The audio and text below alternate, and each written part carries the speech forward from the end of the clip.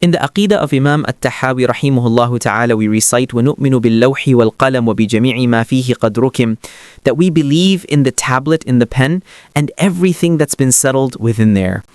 Now Rasulullah sallallahu alaihi wasallam, the Messenger sallallahu alaihi wasallam, tells us that first there was Allah and there was nothing but Allah subhanahu wa ta'ala. Then Allah subhanahu wa ta'ala created his throne. Then Allah subhanahu wa ta'ala created the pen. And when the Prophet ﷺ says, خَلَقَ اللَّهُ الْقَلَمِ, that Allah created the pen, he says, وَكَانَ عَرْشُهُ عَلَى الْمَاءِ, that his throne was settled upon water, that there was a layer of water under the throne of Allah subhanahu wa ta'ala.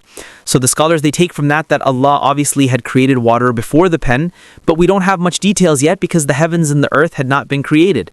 But it makes sense because water is the source of everything, as we see later on in the discussion.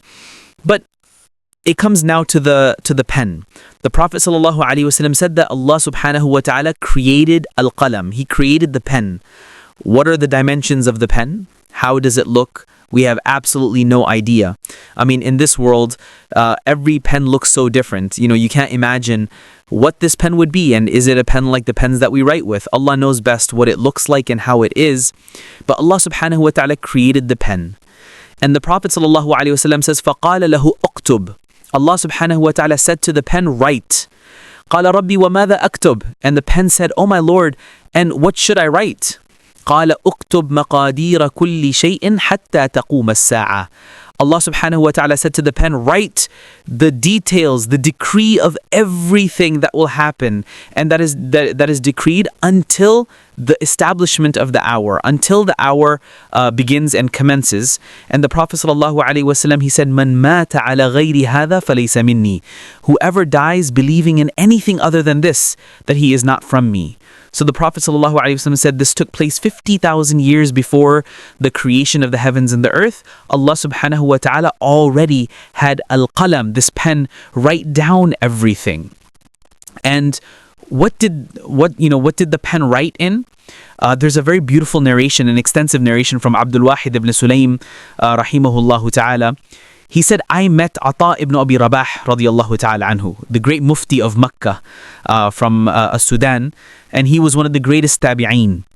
So he said, I met him, and this was around the time that this group of people that denied the divine decree, known as Al-Qadariyah, this is the time that their fitna, that their deviance started to become prominent. So I told Ata, I said to him, ya Imam, people are denying the divine decree of Allah subhanahu wa ta'ala. So he said to me, oh my son, do you know how to recite Quran? I said, yes. So he said, recite to me Surah Al-Zukhruf. So I recited to him Surah Al-Zukhruf until I reached the ayah, وَإِنَّهُ فِي أُمِّ الْكِتَابِ لَدَيْنَا لَعَلِيٌّ حَكِيمٌ, that verily it is within Kitab, it is within the mother of books, لَدَيْنَا, which is with us, exalted and full of wisdom.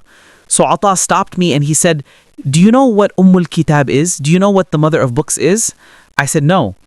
He said, it is a book that Allah subhanahu wa ta'ala wrote 50,000 years before creating the heavens and the earth. In it is that Fir'aun is amongst the inhabitants of hellfire. And tabbat yada Abi Lahabin wa tab, that perished the two hands of Abu Lahab, and everything else until the day of judgment. This book has everything. Fir'aun even asked Musa alayhi salam, Allah subhanahu wa ta'ala tells us, and it's ironic because Fir'aun is being mentioned here particularly by Ata ibn Abi Rabah.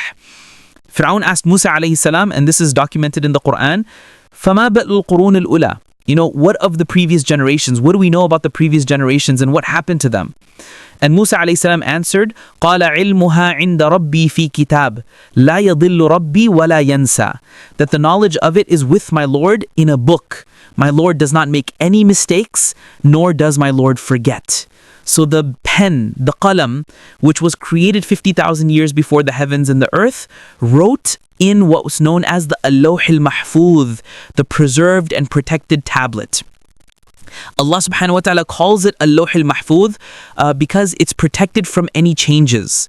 And it's also protected from access.